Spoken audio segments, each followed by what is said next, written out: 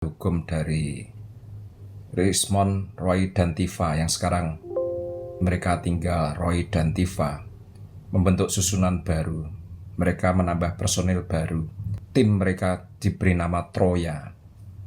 Seperti kita ketahui bahwa nama itu diambil dari mitologi Yunani, di mana pada zaman dahulu di daerah Hisarlik, Turki, itu ada kota bernama Troya, di mana kota tersebut sudah selama 10 tahun dikepung oleh pasukan Yunani, tapi tidak mampu untuk, istilahnya kalau dalam bahasa Jawa, membedah kota tersebut. Karena ketatnya beteng dan perlawanan dari kota Troya tersebut. Kemudian pasukan Yunani menggunakan siasat. Mereka berpura-pura meninggalkan pengepungan kota Troya, namun dengan membuat sebuah patung kuda raksasa, di mana patung kuda raksasa itu dibikin berunggas sangat besar dan di dalamnya bisa untuk menampung sejumlah pasukan elit dari pasukan Yunani itu. Kemudian patung itu ditinggalkan di daerah pantai, lalu pasukan Yunani yang mengepung kota Troya meninggalkan daerah itu.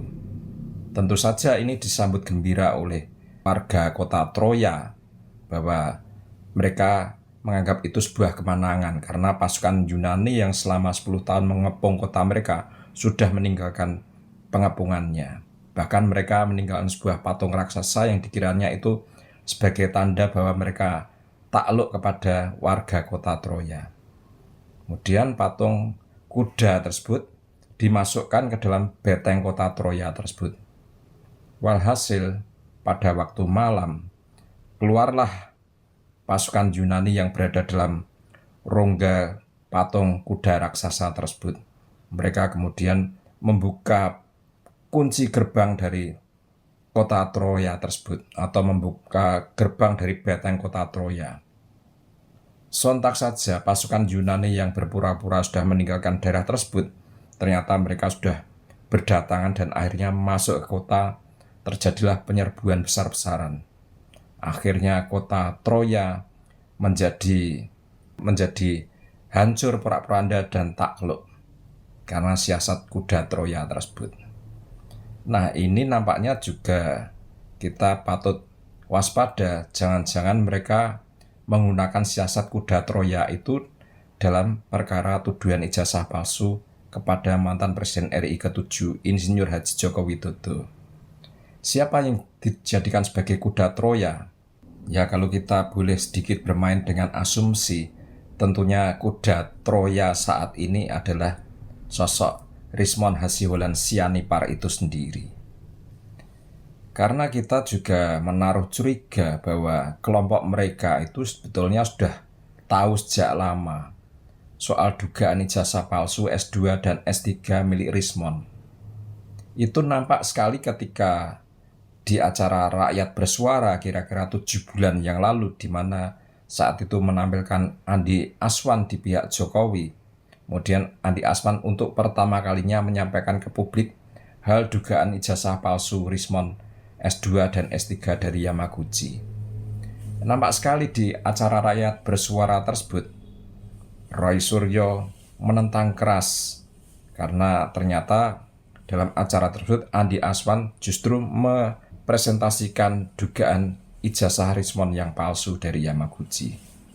Kemudian juga ada Kurnia yang dengan kemarahan yang hebat dia sampai naik ke panggung untuk melabrak Andi Aswan. Ada baiknya kita putarkan video berikut ini. Kita keluar di Sorong keberatan kita, Mas. Mas, kita keberatan kita. Ngapain ini? Terus? Ini gak ada hubungannya ini. Saya ingin mengatakan ini gak ada hubungannya ini. kita harus Kami keberatan. Kami keberatan. Ini tidak ada hubungannya. Kami keberatan. Di sini Ini ada dua ijazah. Kami keberatan. Yang dikatakan asli dan Kami palsu. keberatan. Kalau ijazah Jepang yang pakai bahasa kanji itu tidak ada. Memang lulusan Jepang. Ini yang menerangkan lulusan Jepang. Lulusan Jepang. Lulusan Jepang. Monbuka Gakuso. Monbuka Gakuso jalan. Uso HP aku. Kimi wa uso HP aku. Uso HP aku. Ini yang menerangkan Kurnia orang Yamaguchi. naik ke panggung. Jadi ini gak bagus. Uso HP aku jalan. Gak bagus. Beasiswa Monbuka Gakuso. Nihongo wa karanai yo. Hontou ni isomono. Isomono desu. sedikit saya bertanya pada saya. Iso molodas. Kita bicara soal ini. Jangan kelewatan Anda. Iya, oke. Kurnia Molodas. Nah, ini melabrak Andi Aswan. Sallallahu ala Muhammad. Sallallahu alaihi wasallam. Oke, silakan. Sallallahu ala Muhammad. Oke.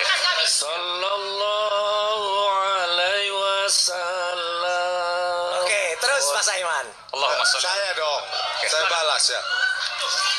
Ini sok-sok tahu ya. Saya beasiswa Monbuka Geguso. I know. Tahu? Wakaru. Ya udah, Monbuka Geguso. Wakarimashita. Ya, syaratnya apa itu? Wakarimashita. Lulus doktor dari mana? Syaratnya apa? Saya volunteer. Kagak, saya tanya dulu. Loh, Itu rakyat bersuara sekitar 7 bulan yang lalu ya, di mana pertama kalinya Andi Aswan menyampaikan ke publik hal dugaan ijazah S2 dan S3 Yamaguchi palsu yang dimiliki oleh Rismond. Sebetulnya jauh sebelum itu, sekitar di bulan April, justru pertama kali dugaan ijazah palsu itu disampaikan oleh Yosua Sinambela dari Kagama.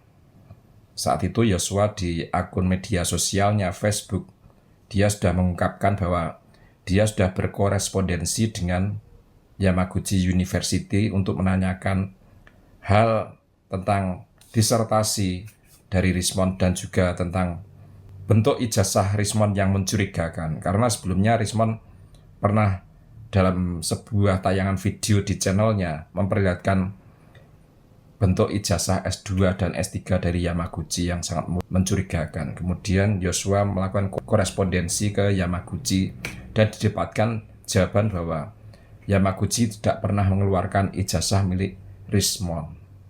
Itu sudah sekitar bulan April 2025 ya. Kemudian sekitar 7 bulan yang lalu itu diangkat oleh Andi Aswan di sebuah acara televisi swasta, yaitu di acara Rakyat Bersuara.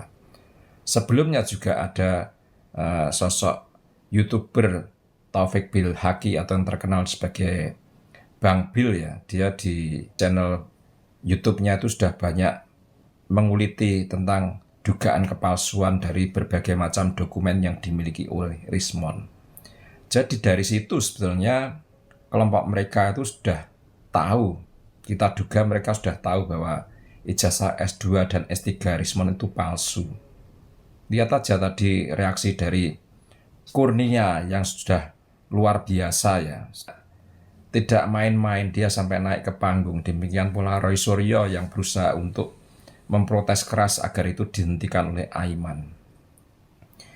Terus di berbagai tayangan video saat itu juga Rismond mengatakan bahwa sebetulnya dia mau melaporkan pihak-pihak yang selama ini mencurigai ijazahnya palsu dan disampaikan ke publik.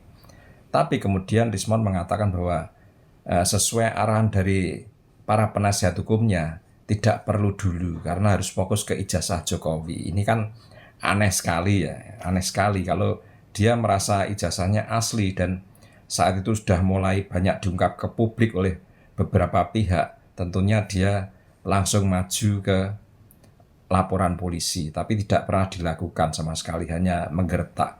Kita sebenarnya punya curiga bahwa kelompok mereka sebenarnya sudah tahu lama bahwa ijazah S2 dan S3 milik Rismond dari Yamaguchi itu palsu. Nah sekarang memasuki ujung dari perkara ini ya, kita sebut ujung karena berkas-berkas mereka sudah sampai ke kejaksaan dan kemungkinan besar nanti juga akan dilimpahkan ke pengadilan.